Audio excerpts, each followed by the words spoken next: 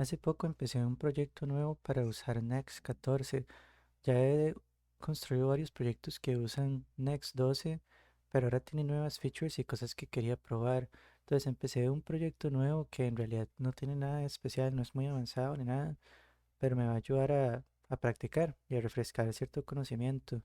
Entonces, sí, a veces programo cosas y nunca las comparto. Entonces, hay una feature específica que quiero comentarles y también de cómo Next.js me ayudó a construirla. Entonces, por ejemplo, tengo esta página, no importa tanto de qué se trata el proyecto, pero esta vista como tal, estamos viendo como la experiencia del usuario, su portafolio y demás. Entonces, tengo dos campos que son fechas, cuando empezó a programar y cuando empezó a programar profesionalmente. Entonces, primero hablemos de estos campos. Ok, para identificar cuántos años de experiencia tiene, tuve que comparar si quería que fuera un número o una fecha. Entonces, ¿qué pasa si yo, por ejemplo, escojo que sea un número? ¿Cuál es el problema? Si yo vengo aquí en 2024 y yo digo, tengo 4 años de experiencia y luego se me olvida actualizarlo, en 2025 se supone que tengo que tener 5, ¿verdad? Porque incrementó uno, pero ese no va a ser el caso porque el usuario tiene que venir manualmente todos los años y actualizarlo. Entonces 2025 va a ser 4, 2026 va a ser 4. Entonces, eso no es lo que queremos, ¿verdad? La alternativa es usar una fecha. Entonces, por ejemplo, si yo vengo aquí y escojo una fecha, la lógica es que, por ejemplo, digamos que yo empecé a programar en el 2020. Entonces, a 2024, el resto de 2020 me da 4. Entonces, yo tengo 4 años de experiencia. Lo mismo con 2025 va a ser 5. Luego con 2026 va a ser 6. Entonces, así siempre vamos a tener el resultado correcto de cuántos años de experiencia tenemos.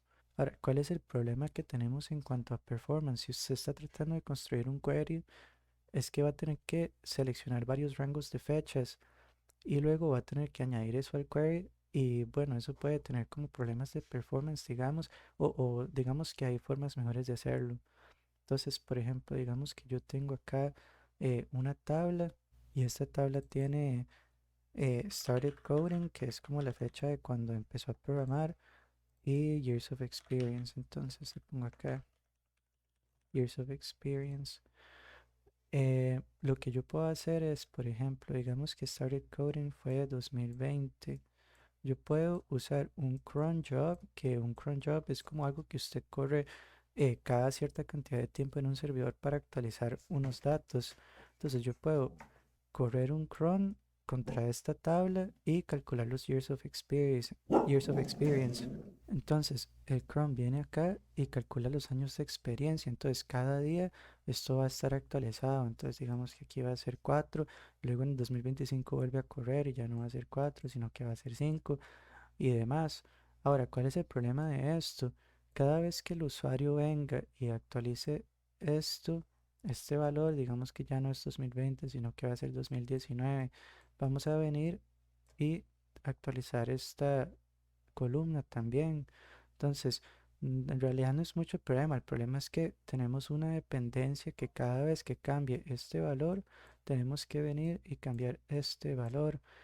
Em, y sí, nada de malo con eso, pero en mi caso es un proyecto que ni siquiera tiene usuarios, entonces el performance no me importa mucho y tampoco es que vaya a ser súper malo. Y también vamos a tener otras reglas para no utilizar el filtro, eso ahorita se los voy a enseñar. Esta es la parte que me interesa. En este filtro tenemos varios checkbox. Podemos seleccionar usuarios que tengan menos de un año, de 1 a 3 años, 3 a 5, 5 a 10 o más de 10. Entonces, por lógica, si yo los selecciono todos, significa que en realidad no me interesa la cantidad de experiencia que tienen, porque tengo a todos seleccionados. Es como tráigame todos los que tenga. Ahora, si yo no selecciono nada, es lo mismo, no me interesa el filtro, devuelva todo. Pero ahora, si yo selecciono que nada más tenga menos de un año, por ejemplo, aquí me devuelve Emma García, que tiene 8 meses. Ok, eso está bien. Si quiero también que me vuelva de 1 a 3, entonces tenemos a Emma, a Jane, a Isabela, y en efecto, todos tienen menos de 3 años. Ahora, si yo pongo de 3 a 5, me va a devolver a Emma y a Noah y a Benjamín. Y bueno, ya usted me entiende cómo funciona la feature. Entonces, bueno, voy a explicar más o menos cómo construir esto. Ok, primero tengo un componente que va a cargar todos los filtros para los usuarios. Entonces, primero vamos a usar los search params de la URL.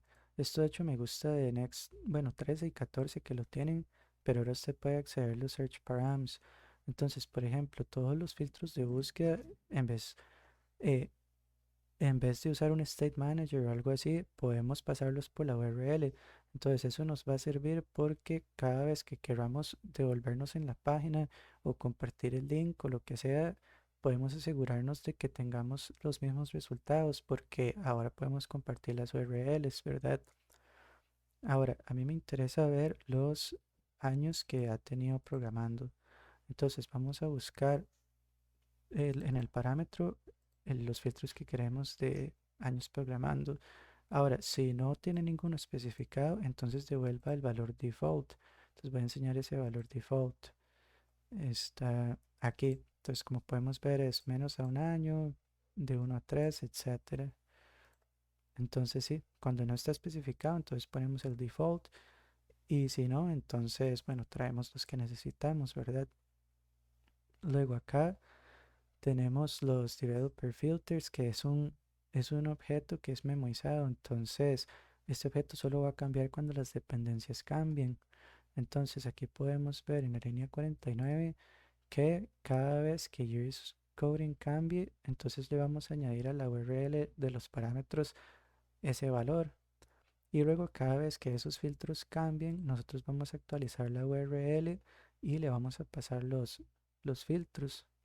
Entonces esto nos sirve porque ya no tenemos que usar un state manager como mencioné antes, sino que desde otro componente, padre o lo que sea, podemos escuchar por los cambios en la URL y refrescar nuestra búsqueda. Entonces, sí, bueno, por último quiero mostrar el componente acá donde el select. Entonces tengo varios checkboxes y tiene los valores válidos que están en el array de los valores default que había enseñado antes. Ahora, ¿qué es un problema que tenemos que ver? Que digamos que el usuario en la URL, en vez de poner estos valores válidos, pone senior, por ejemplo. Este no es un valor válido porque no lo podemos traducir a números ni nada. Entonces necesitamos sanitizar o limpiar ese valor para solo tener valores que son válidos. Entonces, ahorita les voy a mostrar cómo hicimos eso.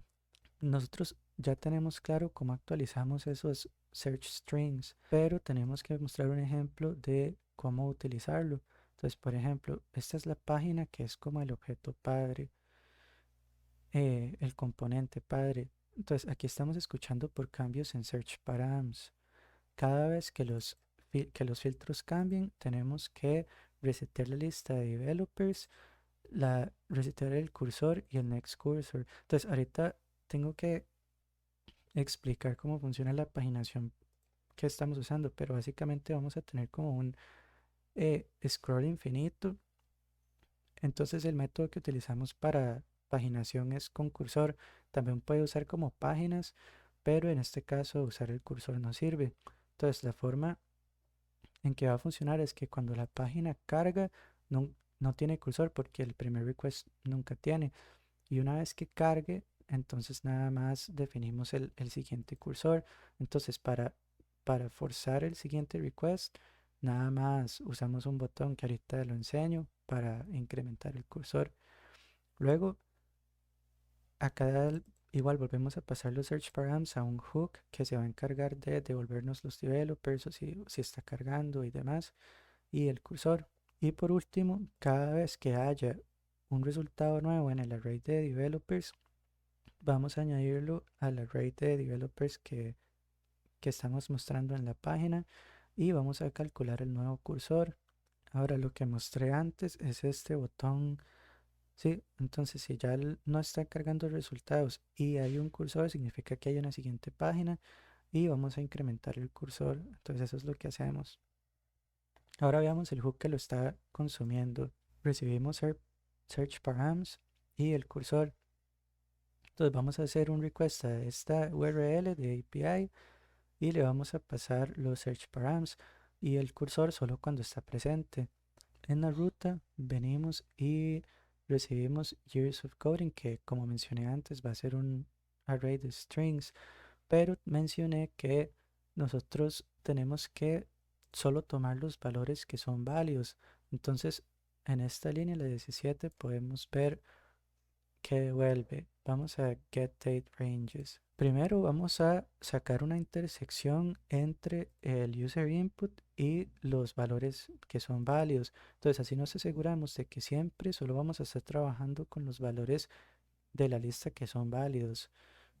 Luego tenemos, recuerden lo que hablamos al principio de que si tenemos todo seleccionado o nada, entonces no nos interesa el filtro, ¿verdad? Entonces eso es lo que revisamos acá. Si el user input length es igual a cero o si tiene todos los filtros seleccionados, retorne undefined. Esto nos sirve para el performance. También hablé de esto al inicio, de que si no nos interesa el filtro, entonces no añada el OR al query porque entonces así va a tener mejor performance, ¿verdad? Em, y así nos ahorramos eso, porque en realidad la mayoría de los queries probablemente el usuario no va a estar seleccionando nada específico, entonces así nos ahorramos ese procesamiento. Y luego aquí tenemos las reglas específicas. Si los filtros incluyen usuarios menos de un año, por ejemplo, vamos a calcular la fecha hace un año y le vamos a decir que haya empezado a programar después de hace un año. Luego, por ejemplo, de 1 a 3 es lo mismo. Seleccionamos el rango de hace un año y hace 3 años, ¿verdad? Entonces, la fecha de cuando empezó a programar está entre hace 3 años y hace un año. Y igual con el resto.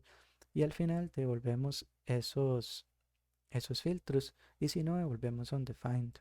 Entonces, si venimos acá a los filtros, aquí podemos ver en Date Ranges Filter, que es un OR, que es lo que mencionaba antes, de que o va a ser indefinido o como es un checkbox nos va a buscar o que tenga menos de un año o de 1 a 3, etcétera, porque todos esos serían válidos. Y luego aquí está la lógica del cursor. Si sí está presente el cursor, entonces tenemos que hacer skip del primero de la lista y bueno, le pasamos el ID del cursor que estamos utilizando y listo. Entonces vamos a ver cómo esto funciona. Bueno, de hecho ya lo había enseñado. Bueno, aquí podemos ver que está funcionando. Seleccioné uno que tenga menos de un año y que tenga más de 10. Y aquí nos devuelve Olivia que tiene 13 años y Emma que tiene 8 años. Eso sería todo. En realidad hay varias cosas que me gustaría compartir y hay cosas que me han gustado de Next14, por ejemplo, los Usage Params. Y también he usado las Server Actions que han hecho como mi workflow mucho más tuanis de trabajar. Y todavía me gusta que he aprendido de que no porque hayan un montón de features nuevas hay que usarlas todas. Hay veces que todavía usted va a usar un fetch de los común y corriente, ¿verdad?